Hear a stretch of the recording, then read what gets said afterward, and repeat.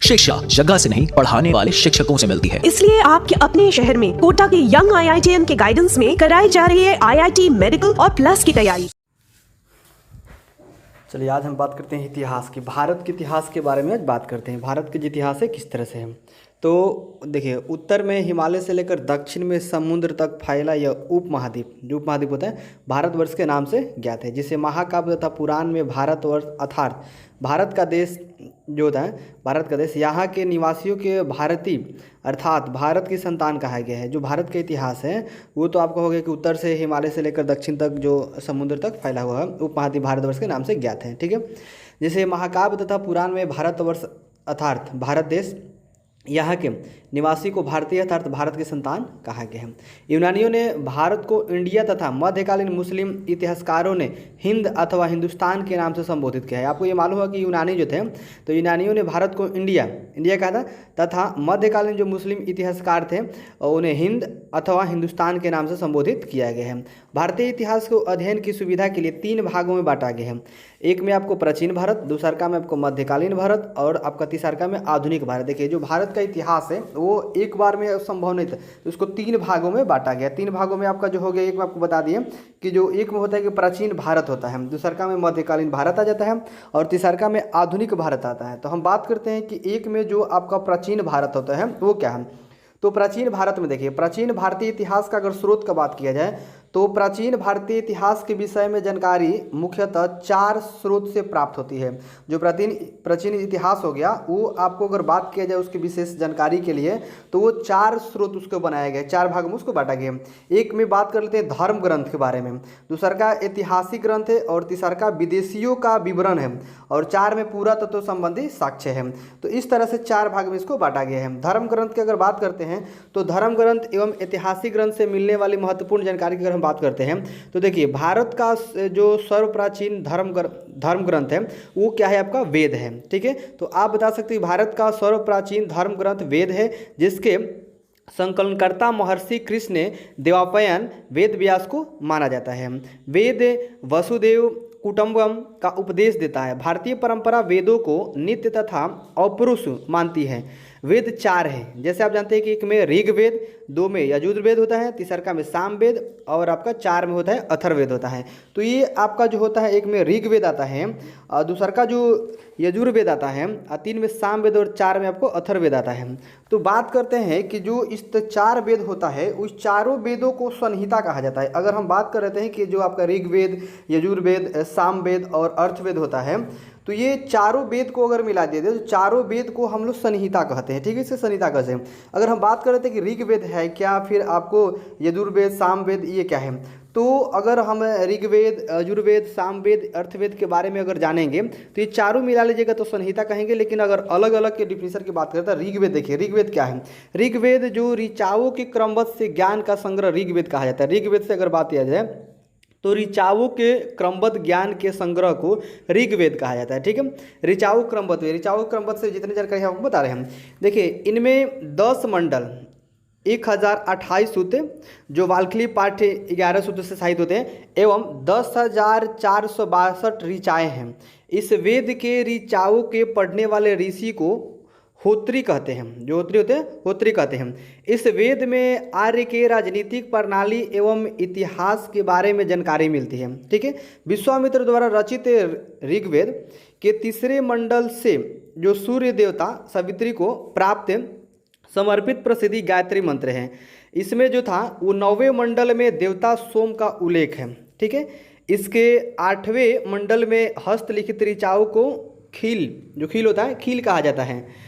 और चतुष्वर्ण समाज की कल्पना के आदि स्रोत ऋग्वेद के 10वें मंडल में वर्णित पुरुषसूक्त है, जिसके अनुसार 4 वर्ण ब्राह्मण, क्षत्रिय, वैश्य तथा शूद्र आदि पुरुषों ब्राह्मण के क्रमशः मुख्य भुजाओं, जंघाओं और चरणों से उत्पन्न हुए हैं। समझ में आ गया। तो ये आपका ऋग्वेद होते हैं। इसमें आपको ध्यान देना है, ध्यान देने वाली बात है कि धर्मसूत्र 4 प्रमुख जातियों की स्थितियों, व्यवसायों, दायित्वों, कर्तव्य तथा विशेषधारियों में स्पष्ट विभेदता करता है। यहाँ पर आपको इस बात को ध्यान देना है। ठीक है, अगर हम बात कर लेते हैं कि ईसा पूर्व एवं ईस्वी के बारे में, तो इससे आपको पूरे अच्छी तरह समझ में आता है। ईसा जो होता है, ईसा होता है और ईसा पूर्व और ईस्वी में। तो देखिए वर्तमान में जो प्रचलित ग्रेगोरियन कैलेंडर था, ईसाई कैलेंडर, उसको हम लोग जूलियन कैलेंडर बोलते हैं। तो ईसाई धर्मगुरु ईसा मसीह के जन्म वर्ष जो कल्पित था पर आधारित है। ईसा मसीह का जो जन्म था उस पर आधारित है। ईसा मसीह के जन्म के पहले समय को ईसा पूर्व, जैसे बीसी हम लोग बिफोर बोलते हैं, उसको आप लोग बोल सकते हैं बीसी, बिफोर जो आता है कि बर्थ ऑफ जेसस चाइल्ड हम बोलते हैं, कहा जाता है। ठीक है, तो ये आपका जो था ईसा मसीह के जन्म के पहले का जो समय था उसको ईसा पूर्व कहा जाता है। ठीक है, बीसी हम लोग बोलते हैं, before the birth of Jesus Christ बोल सकते हैं। ईसा पूर्व में वर्षों की गिनती उल्टी दिशा में होती थी। जो ईसा पूर्व की वर्ष था उसकी गिनती कैसे होती थी? उल्टी होती थी। जैसे महात्मा बुद्ध का जन्म 563 ईसा पूर्व में एवं मृत्यु 483 ईसा पूर्व में हुआ है। ठीक है, देखिए आपको यहाँ पर उल्टा दिखाई देगा, यानी ईसा मसीह के जन्म के 563 वर्ष पूर्व महात्मा बुद्ध का जन्म 483 वर्ष पूर्व मृत्यु हुई थी। ठीक है, ईसा मसीह की जन्म तिथि आरंभ हुआ सन ईस्वी सन कहलाता है। जो ईसा मसीह का जन्म जो स्थिति पर आरंभ हुआ वो ईस्वी सन कहलाता है। इसके लिए संक्षेप में लिखा जाता है, ई को लैटिन भाषा में जो शब्द होता है एडी में लिखा जाता है। एडी यानी जो होता है एनो डोमिनी होता है, जिसका शब्दार्थ होता है in the year of Lord, जिससे चिष्ट के माध्यम से ये बना हुआ था। जो वामनातर के 3 पगों को अध्यापन का प्राचीन स्रोत ऋग्वेद है। जो आपका अमनावतार था उसके 3 पगों के आख्यान का प्राचीनतम स्रोत ऋग्वेद है। ऋग्वेद के इंद्र के लिए 250 तथा अग्नि के लिए 200 ऋचाओं की रचना की गई थी। ध्यान देने वाली आपको बात है कि प्राचीन इतिहास के साधन के रूप में वैदिक साहित्य के ऋग्वेद के बाद जो शतपथ था वो ब्राह्मण का स्थान था। तो इस तरह से आपका जो आता है वो ऋग्वेद में आता है। ठीक है, अगर हम बात कर लेते हैं यजुर्वेद के, तो देखिए ये क्या होता है कि स्वस्वर पाठ के लिए, यजुर्वेद के अगर हम बात करते हैं तो स्वस्वर पाठ के लिए मंत्रों तथा बलि के समय अनुपालन के लिए नियमों का संकलन यजुर्वेद कहलाता है। जो इसके पाठकर्ता को हम लोग अधूर्य कहते हैं, जो अर्धयुग होता है उसे हम लोग कहते हैं। तो ये क्या होता है अधूर्य हम लोग कहते हैं इसलिए कि जो इसका पाठन करता होते हैं तो ये आपका यजुर्वेद कहा जाता है। अगर बात किया जाए कि यजुर्वेद में जो यज्ञ होते हैं वो नियम एवं विधान का संकलन से मिलता है। यह एक ऐसा वेद है जो गद एवं पद दोनों में ही होते हैं, यानी दोनों है ये, इसमें गद भी होता है और पद भी होता है। अगर बात कर लेते हैं साम वेद का, 3 नंबर में आता है साम वेद का बात कर लेते हैं, तो साम का जो शाब्दिक अर्थ है वो ज्ञान है। साम का जो शाब्दिक अर्थ होता है वो ज्ञान है। इस वेद में मुख्यतः यज्ञों के अवसर पर गाए जाने वाले ऋचाओं मंत्र का संकलन है। इनके जो पाठकर्ता होते हैं उद्रातु कहते हैं। तो ये साम वेद होता है, ये ज्ञान का वेद है। ठीक है, अगर ध्यान देने वाली बात है यहाँ पर ध्यान दीजिएगा कि यजुर्वेद तथा सामवेद में किसी भी विशिष्ट ऐतिहासिक घटना का वर्णन नहीं मिलता है। यहाँ पर आपको इस बात का ध्यान देना है।